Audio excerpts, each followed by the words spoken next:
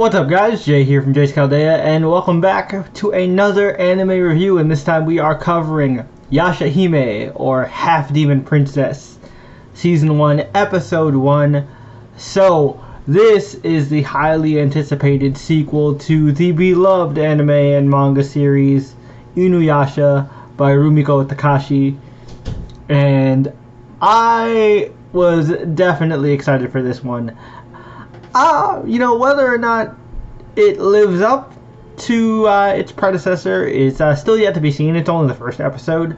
But we're going to go ahead and talk about it. So, as per usual with my episode reviews, I'll be recapping the events of the episode and then going over my thoughts and feels about the different plot points all throughout. So if you haven't seen the episode yet, do yourself a favor, watch the episode first, then come back here and tell me your thoughts and feels in the comments down below, because I will be going into spoiler territory. You have been warned. Okay. So, first things first, I honestly don't think this should technically count as the first episode of the show, because this episode was low-key, not even low-key, it was high-key, like 98%, or maybe 90%, 98's pushing it. It's like 90% an Inuyasha episode, and then the other small 10% are these bits and pieces we get to see of the new characters, Toa, Setsuna, and Mohora, I believe, is the name of Inuyasha and Kagome's daughter. But anyway, the main part of the episode is we get to see a post-final act finale, old school trio of Sango, Miroku, and Kagome, doing a mission, basically dealing with another demon that was sealed shortly before Kikyo met Inuyasha, named Rockhead. Lame name, I know. His powers were pretty cool. He apparently burrows underground and multiplies that way and gains nutrients through human heads, so that's kind of interesting. It's weird. I grew up with Inuyasha as a kid. It was one of my starter animes. And for some reason, I don't remember Inuyasha being super graphic. I mean, I know there was blood and stuff because it was featured on Adult Swim, but in this, heads are being chopped off. There's blood and viscera everywhere. It's just huh, man. I mean, I knew Final Act was bloody and whatnot. But I was but by the time Final Act came out, I was an adult, so that didn't faze me. I guess I just never noticed as a kid that Inuyasha was pretty, goddamn violent. I mean, maybe I'm just blind. Because, I know there was a lot of blood and violence in it, obviously, like I said, because it was on Adult Swim in America when I was growing up. But, I never, saw it as, on the level of, a Yu Yu Hakusho or a Full Metal Alchemist, which I thought were, super dark, even as kids. Growing up. I don't know, maybe that's just me. But anyway, so they're taking on this demon. We get to see kind of, classic, Team Inuyasha, combo attacks, Kagome using her arrows, Sango using, her boomerang, Hirokets, I believe is what it's called. Miroku feeling kind of useless without his wind tunnel, which is understandable. And we get to see, Sango and Miroku's, litter of children. That means Sango has officially reached MILF status. I just need to hear an ara ara out of Sango, and my childhood dreams will be complete. Sango is one of my, OG waifus from just all the way back to childhood. So, I've got a special place in my heart for Sango.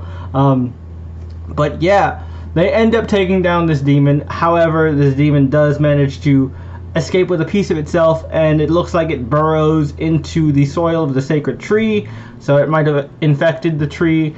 Will this Rockhead demon be the new Naraku? I hope not, because he's super lame. We still don't really know what happened to Inuyasha and Kagome to make what it seems like their daughter to have to grow up alone. Because in the synopsis, Inuyasha and Kagome aren't mentioned, and it seems like, their daughter is completely independent and doesn't live with them. She kind of lives on her own, which seems kind of weird. We do know from the little bits that we saw in the episode that one of Shishomaru's daughters, Toa, goes by Toa Higurashi, which means she was raised in the modern era by Kagome's younger brother, because, Kagome's last name is Higurashi as well. So that's interesting. We're going to actually find out their, origin story, or at least the start of it, in the next episode, which is why I say this technically doesn't count as the real first episode of the show. This is more nostalgia fuel for the old Inuyasha fans, and for anybody who maybe is brand new and wanted to check this out, who've never seen Inuyasha before. They give you little bullet points. It's Sango, Miroku's wife and demon hunter. Miroku, monk, exorcist. Inuyasha, half demon, demon hunter. Kagome, priestess from the modern era, shit like that. We do get to see Shishomaru, and we get to see Rin and stuff like that. And like I said, at the very end of the episode, we get to see Inuyasha and Kagome's daughter, who, has Kagome's looks, but Inuyasha's wild personality. Very much like a shonen protagonist, big protagonist energy. And then we have Toa, who was captured by this, lord or whatever, and being interrogated about modern era stuff, because for some reason a book or a magazine was found, and they're well, shit, if they read that could possibly change history. I gotta make sure that gets out of their hands. So she takes care of that. And we also see her sister Setsuna, who is Shishomaru's other daughter, because from the early synopsis before the show was released, we know that Setsuna and Toa are twins. Toa does not look as much like Shishomaru as... Or, not Toa. Setsuna doesn't look as much like Shishomaru as Toa does. She actually looks like an adult Rin, but, in Sango's outfit with a boomerang and everything. That is a little weird to me, because Rin was kind of like a daughter to Shishomaru. I really hope that Shishomaru didn't, hook up with adult Rin. That would be a little weird for me. But, we'll have to wait and see. I don't think they're going to go that route. But she does look a lot like Rin.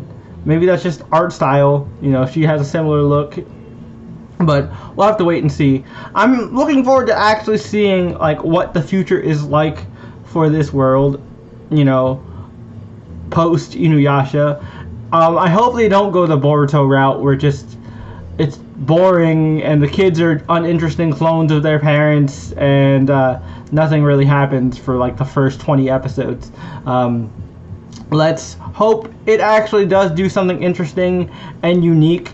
I do like that it is an all-female team so far. I don't know how involved Rumiko Takahashi is with the writing of this show, because this isn't based off of a manga written by her or anything. I believe this is just an anime original. So I don't know if she's directly involved. She's giving them notes, kind of like Toriyama does with Super. I don't know what the deal is, but I hope she is involved, because she, as a writer, is one of the few shonen writers that actually wrote strong female characters that aren't just love interests. Not just in Inuyasha with Kagome, Sango, Kikyo, and that whole plethora of strong female characters, but also in her other series, the classic harem martial arts comedy, Ram no One Half. Akane is one of my favorite characters ever, and of course, Ram no One Half is a Rumiko Takahashi creation as well. So definitely looking forward to seeing more. I don't really have anything definitive to say about it yet. I say that after recording a 10-minute video on this show, but we'll have to wait and see for the second episode before I can really kind of judge where this story is going. But for now, I'm going to stick with it and see where the journey takes us.